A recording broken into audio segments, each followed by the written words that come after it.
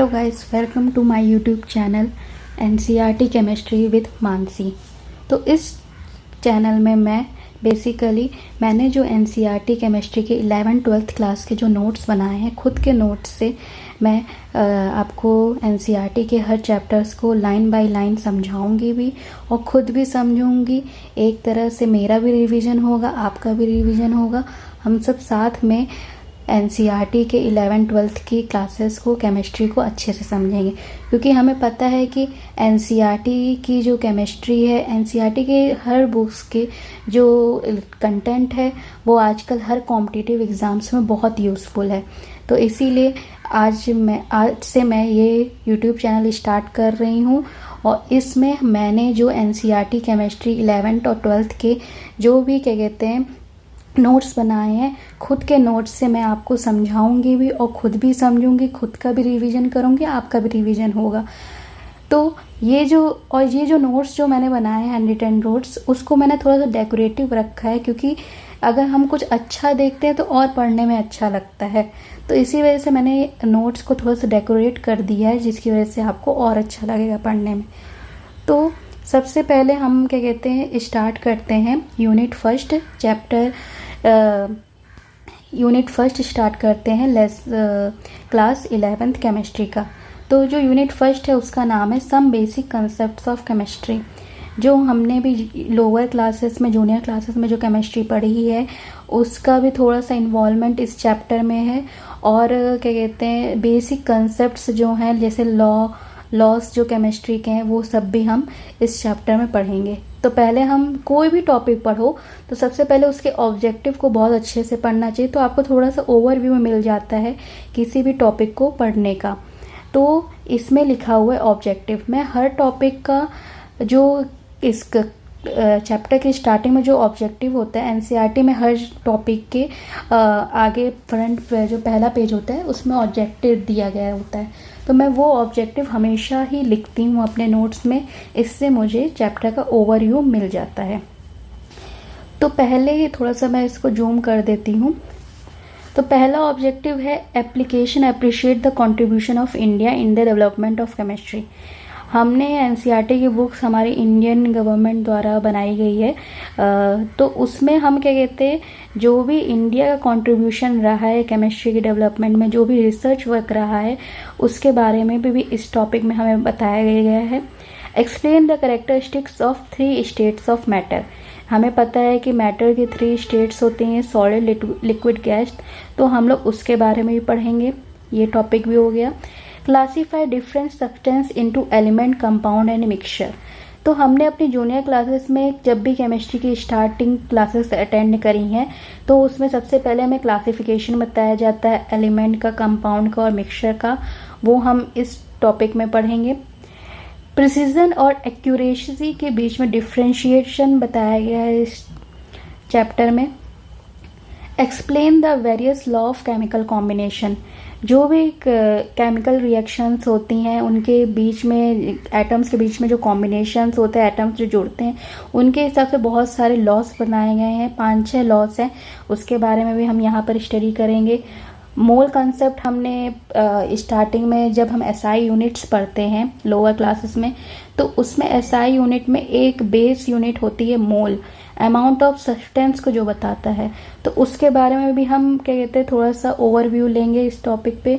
Empirical formula और molecular formula के बीच में हम डिफरेंस सुनेंगे। हमने बहुत जगह एम्पिरिकल फार्मूला और मॉलिक्यूलर फार्मूला के बारे में पढ़ा होगा, तो उसके बारे में हम थोड़ा सा ओवरव्यू लेंगे। और स्टोइकोमेट्रिक कैलकुलेशंस के बारे में हम इस चैप्टर में पढ़ेंगे। बेसिकली हमें 8 टॉपिक्स के बारे में ओवरव्यू मिलेगा इस चैप्टर में, और हम अच्छे से इसको पढ़ेंगे। अभी हॉफमैन एक साइंटिस्ट थे, उनका बहुत रोल है हमारी ऑर्गेनिक केमिस्ट्री में। ऑर्गेनिक की बहुत सारी रिएक्शंस इनके नाम पे हैं, तो इन्होंने बहुत डिस्कवरी करी है। तो इनका एक कोटेशन रहा है chemistry is the science of molecule and their transformations. ये हम सबको पता है, केमिस्ट्री कुछ नहीं है। केमिस्ट्री में जो एटम्स हैं और 118 एलिमेंट्स हैं, बस बेसिकली हम उन एलिमेंट्स से जो भी कंपाउंड बनता है, जो भी मॉलिक्यूल बनता है, उनके क्या यूजेस हैं, क्या उनकी कहते हैं मेथड ऑफ प्रिपरेशंस हैं, उनका हम कहाँ कहाँ यूज़ कर सकते हैं, उनसे हम और कितने कंपाउंड्स बना सकते हैं, हमें केमिस्ट्री में बेसिकली यही पढ़ना होता है। It is the science not so much of hundreds of elements but infinite variety of molecule that may be built from them। जैसे मैंने भी बताया कि जितने सारे कहते हैं एलिमेंट्स, हमने 118 एलिमेंट्स होते हैं, उन एलिमेंट्स, केमिस्ट्री कुछ नहीं है, बस 118 एलिमेंट्स के बारे में हमें पता होना चाहिए। उनसे जो उनके कॉम्बिनेशन से जो मॉलिक्यूल बनते हैं उनके बारे में बताया गया है, उनके मेथड ऑफ प्रिपरेशन के बारे में बताया गया है, जो टेक्निक्स यूज़ करते हैं हम लोग, जो इंस्ट्रूमेंट यूज़ करते हैं हम लोग, उसके बारे में है पूरी केमिस्ट्री। अब है the branch of science that studies the preparation, properties, structure and reactions of material is called chemistry. वही चीज़ जो मैंने बताई है, हमें प्रिपरेशन, प्रॉपर्टीज, स्ट्रक्चर और रिएक्शंस के जो होते हैं उसी को हमें केमिस्ट्री में पढ़ना है। अभी सेकेंड टॉपिक है हमारा development of chemistry. Chemistry was not studied for its own sake, rather it come up as a result of search for two interesting things.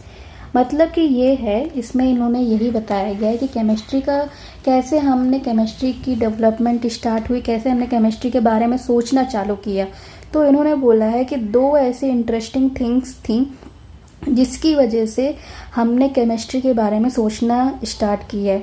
Philosopher stone, पारस, पारस का पत्थर जिसे कहा होगा, आप लोगों ने बहुत बार सुना होगा, आपके जो पेरेंट्स हैं, ग्रैंड पेरेंट्स हैं, बहुत जगह ये पारस के पत्थर का नाम बहुत आता है, पारस का पत्थर which would convert all base metal like, कैसे नहीं, पारस का पत्थर मिल जाना, हो जाना, मतलब कि पारस का पत्थर ऐसी चीज़ है। फिलोसोफर स्टोन, ये सब आप मैं इसलिए बता रही हूँ, मैं स्टार्टिंग से इसलिए ये सारी चीज़ें बता रही हूँ क्योंकि अब कॉम्पिटिटिव एग्ज़ाम्स जो भी हैं, कोई भी कहीं से भी क्वेश्चंस डाल सकता है। एनसीईआरटी सबसे बेसिक बुक है, हमें इसको ही बहुत अच्छे से पढ़ना होगा क्योंकि सारा सिलेबस इसी बुक से है। मैंने एक दो पेपर्स देखे थे कॉम्पिटिटिव एग्ज़ाम्स के, नीट के भी देखे हैं। मैं बायोलॉजी बैकग्राउंड नहीं है मेरा, बट क्या कहते हैं, मैंने नीट के जो आपको पता है इंस्टाग्राम, यूट्यूब जो भी आप लोग चलाते हो तो उसमें न्यूज़ तो आती ही रहती हैं, रिव्यूज़ सुनती रहती हूँ मैं लोगों के पेपर के। तो उसमें भी एक बार ऐसा हुआ था कि एक किसी बेसिक सेंटेंस से लोगों ने क्वेश्चन बनाकर डाला था और हम लोग जो कहते हैं सोचते इससे ही क्या क्वेश्चन मिलेगा। तो मैं यही कह रही हूँ, किसी भी लाइन को छोड़ना नहीं है एनसीईआरटी में। हर टॉपिक को, हर लाइन को अच्छे से समझोगे तो आपको कोई और बुक रेफ़र करने की ज़रूरत ही नहीं पड़ेगी। तो इसीलिए मैंने अपने एनसीईआरटी के 11th-12th के नोट्स को अच्छे से बनाया है। जो भी लाइंस मुझे इम्पॉर्टेंट लगी हैं मैंने उसके बारे में लिखा हुआ है और मैंने थोड़ा सा डेकोरेटिव किया हुआ है क्योंकि इससे पढ़ने में और इंटरेस्टिंग लगता है और देखने में भी इंटरेस्टिंग लगता है। तो यही है कि जो पारस के पत्थर की बात है, कहीं भी पूछ सकता है कोई भी कि पारस का पत्थर का इंग्लिश नेम बताओ। फिलोसोफर स्टोन, जो कोई भी आपकी सामान्य वस्तु है उसको गोल्ड में कन्वर्ट कर देती है। Elixir of life which would grant immortality, मतलब कि ऐसी चीज़ जो आपको क्या कहते हैं अमृतत्व का, मतलब कि जैसे लगता नहीं कि अब वो मरता नहीं है, उसके बारे में भी क्या कहते हैं इनको रिसर्च कर रहे थे कि ऐसा भी कुछ होता है। अमरता का वरदान नहीं मिल जाता है जैसे भगवान दे देते थे, वैसे इन सब के बारे में जब इन लोगों ने सोचा तो इनको थोड़ा सा हिंट मिलना चालू हुआ, केमिस्ट्री से रिलेटेड इन लोगों ने डिस्कवरीज चालू करी। In ancient India chemistry was called as rasayan shastra, रतंत्र, रसक्रिया, रसविद्या। तो ये सब नाम हैं, संस्कृत के नेम्स हैं जिसका क्या कहते हैं हम केमिस्ट्री को इंडिया में पहले पुराने ज़माने में जब ऋषि मुनि ये सब थे तो उन्होंने इन केमिस्ट्री तो हमारा इंग्लिश वर्ड है, बट जो इंडिया में पहले गुरु थे, आचार्य लोग थे, उन्होंने रसायन, ये सब नाम, रसायन शास्त्र, इन सब के नाम से ज़्यादा डिस्कवरीज चालू करें। क्योंकि इंग्लिश तो ब्रिटिशर्स के बाद आने के बाद इंडिया में आई है ना, उससे पहले तो हम लोग हिंदी, संस्कृत, इन्हीं सब के बारे में सुनते थे। संस्कृत बेसिकली बहुत यूज़ करते थे। तो यहाँ ये नाम हमें दिमाग में होना चाहिए, क्योंकि ये सब बेसिक चीज़ें हैं। और हमारा जो पहला यूनिट है वही है some basic concepts of chemistry. तो आज मैं इतना ही रखती हूँ।